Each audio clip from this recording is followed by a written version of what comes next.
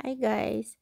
Ngayon mag-decorate tayo ng face face fish tail cake, a mermaid tail.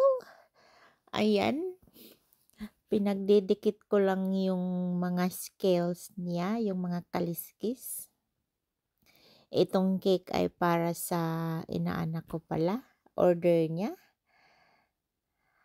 Ang gusto talaga niya is unicorn with fish tail. Kaya, ay nako, hindi ko pa yan nagawa, ang hirap-hirap. Kaya sabi ko sa kanya, "Wag mo na akong pahirapan please." Kaya mermaid na lang. Kaya yun, nagdesisyon ako na gagawan ko siya ng mermaid tail. Ayan, ang hirap diyan. Napakabusisi talaga yung trabaho kaya pinagdidikit-dikit ko lang yan siya hanggang matapos. Kaya panoorin niyo na lang. Hindi ko alam kung magsasalita pa ba ako or hindi ko alam kung ano sasabihin ko, guys. Pasensya na, ang hirap mag-voice over. Kaya yan, ganyan lang yan siya. Sana hindi kayo magsawang manonood. Ang nilagay ko pala diyan sa ano, yung pangdikit ng bago idikit yung mga kaliskis is buttercream at ang cake niya ay chocolate.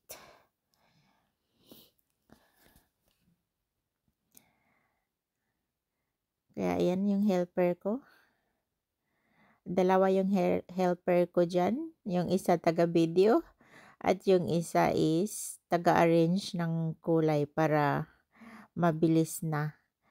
Kailangang naka-pattern kaya mahirap kasi 'pag ako pa ang mamimili, tingnan mo yung iba diyan nagkasunod-sunod yung kulay. Kaya sabi ko sa kanya, i-arrange mo na please, para madali. Ayan, panoorin niyo lang until the end. At yan ang finished product. Finished product. Ayan, natapos ko ding ilagay yung mga kaliskis niya.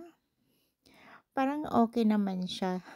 Sa tingin ko parang nice naman siya tingnan, ayan. At ayan na, may buntot na siya and ito na yung finished product.